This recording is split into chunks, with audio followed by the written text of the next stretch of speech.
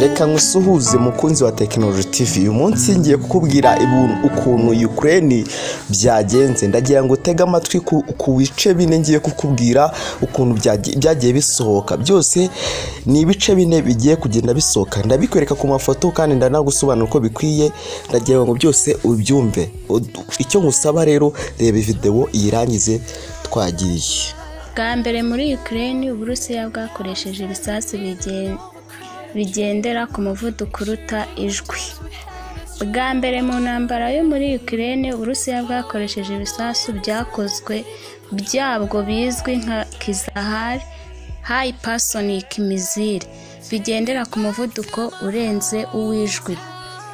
Uburusiya bwatangaje ko ibi bisasu byakoreshejwe mu gusenya ububiko bw'intwaro Ukraine yahawe n'ibihugu by'Uburayi mu burengerazuba bwa Ukraine. Ibiro ntaramakuru byo mu Burusiya Interfax byatangaje ko ari ubwa mbere ibyo bisasu bikoreshejwe kuva tariki 24 Gashyantare ubwo ingabo zabwo zinjiraga muri Ukraine. Uburusiya ni kimwe mu bihugu bifite intwaro zigezweho kandi zikomeye. Mu Kuboza umwaka ushize Perezida Vladimir Putin yavuze ko ari cyo gihugu cya mbere kiyoboye mu bisasu byihuta bizwi nka hypersonic missile.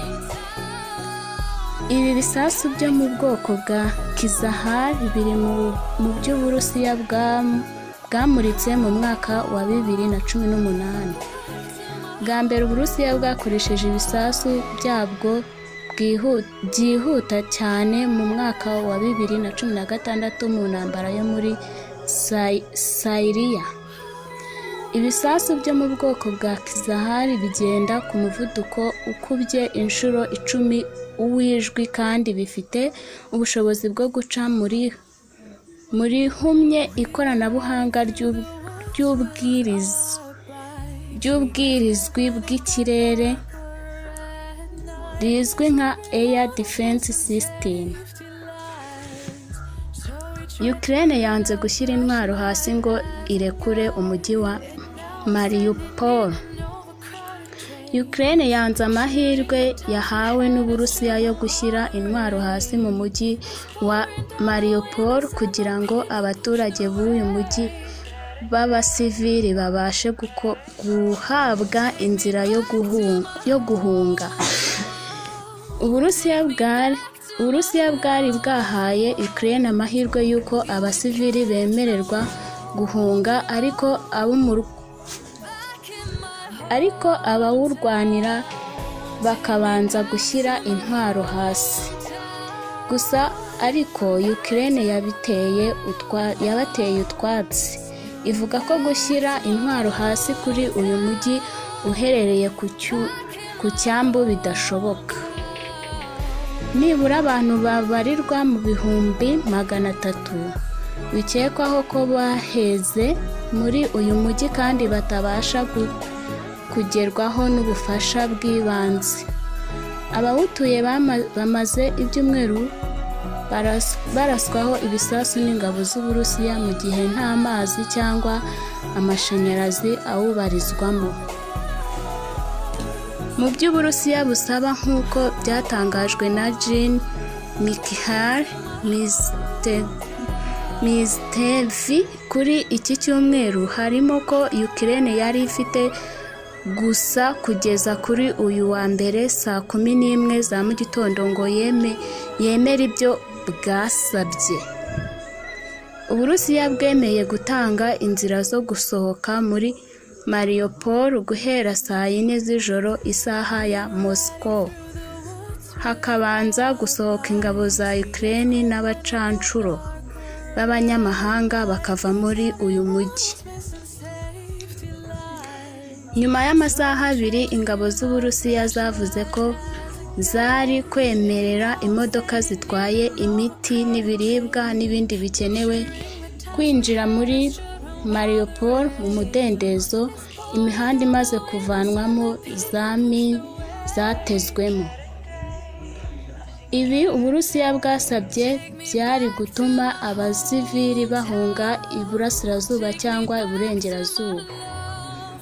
Minisitiri w'intebe wungirije wa Ukraine Idian Vereshchuk yavuze ko Ukraine itazahagarika ibikorwa byo kurwanirira Mariupol kandi gushyira intwaro hasi ntabwo ibyo birimo. Mu gitondo cyo kuri iki cyumweru,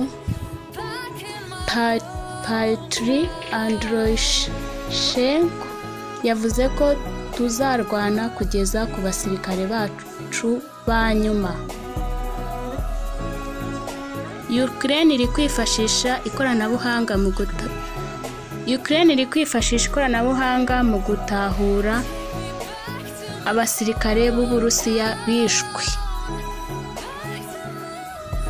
Ukraine iri kwifashisha ikoranabuhanga rifasha kumenya amasura y'abantu, facial recognition, byakaze mu gutahura imyirondoro y'abasirikare b'Uburusiya bapfiriye mu ntambara ibihuza n'icyo gihugu. Minisitiri w'intebe wungirije wa Ukraine Mikhail Fedorov yabwiye Reuters ko Kiev ibafasha mu gutahura imibiri y'abasirikare b'Uburusiya baguye mu rugamba no gukurikirana imyirondoro yabo. Iyo iri koranabuhanga rivumbuye isura y'umusirikare rihita rigaragaza imbuga nkoranyambaga zose akoresha, bityo bigatuma byoroha gukurikirana umuryango we. Mikhail Fedorov unayobora Minisiteri y'Ikoranabuhanga yavuze ko amakuru yatahuwe ku mirambo y'abasirikare b'Uburusiya yifashishwa mu kumenyesha imiryango yabo ko bitabye Imana, bakabemerera kuza gufata imibiri yabo. Ikoranabuhanga rya Kiev ubusanzwe rikorwa na sosiyete yo muri Leta Zunze Ubumwe za Amerika. Kiev rifasha ifoto y'umuntu rikayihuza n'andi mafoto ye aba yarashyizwe ku mbuga nkoranyambaga zitandukanye, bityo bikoroha kubona imyirondoro akoresha kuri izo mbuga.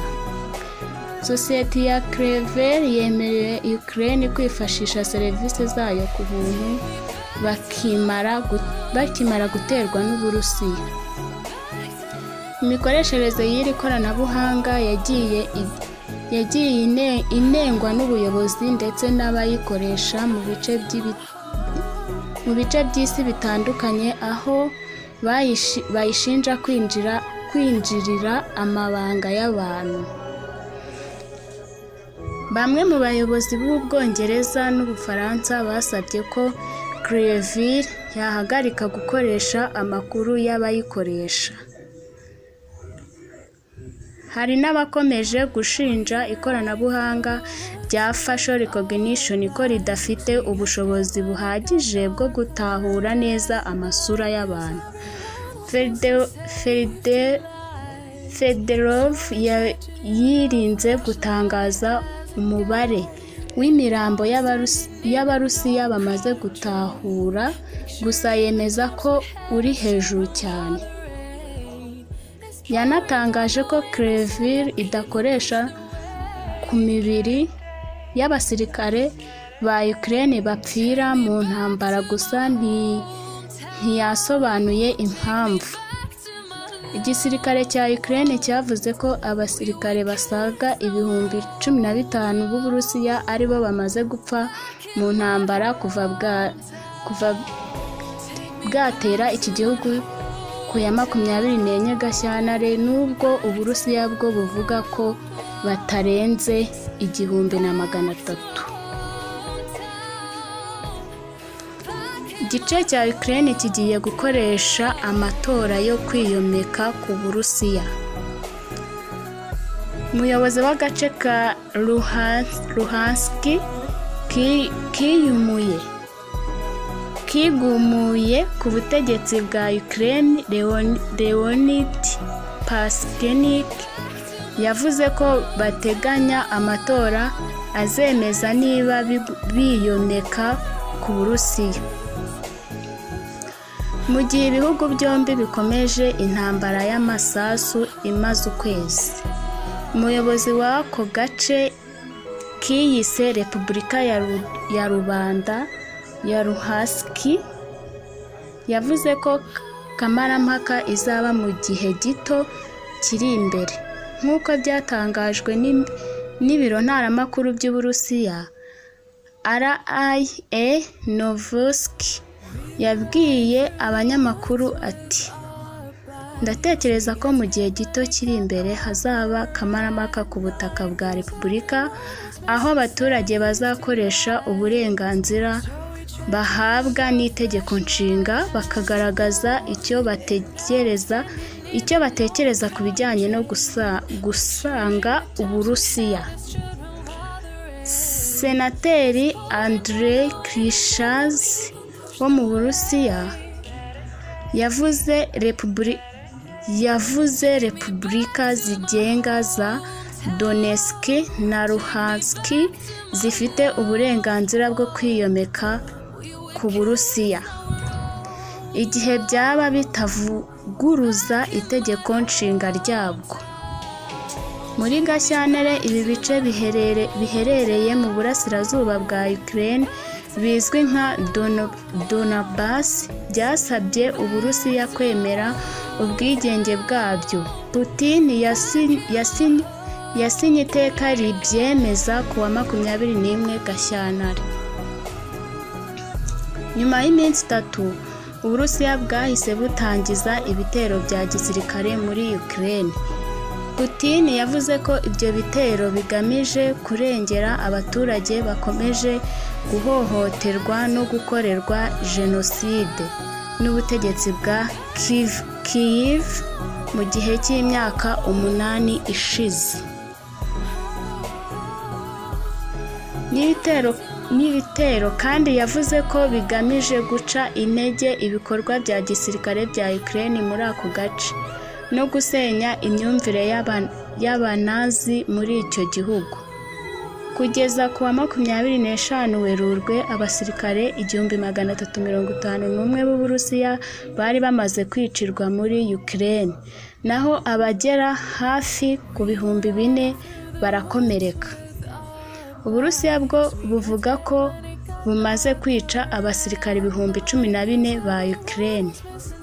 Luhansk yiyise Repubulika yigenga guhera muri 2014, igizwe n'ubuso bwa 8,377 km², bwegereye neza umupaka w'Uburusiya.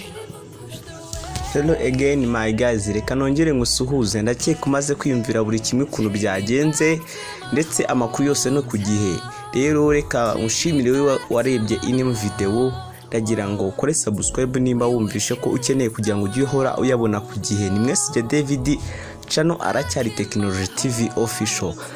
Ayo makuru yose tubahaye cyangwa wiyumviye na makuru agiye afite ibice bitatu. Aya mbere yaje avuga ngo bwa mbere muri Ukraine Uburusiya bwakoresheje ibisasu bigenda ku muvuduko uruta uwijwi.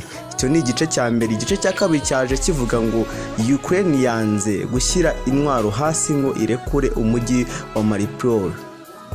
Igice cya gatatu cyaje kivuga ngo Ukraine iri kwifashisha ikoranabuhanga mu gutahura abasirikare b'Uburusiya bishwe. Igice cya kane rero aricyo cya nyuma duherereyeho dusorejeho kije kitubwira ngo igice cya Ukraine kigiye gukoresha amatora yo kwiyomeka ku Burusiya.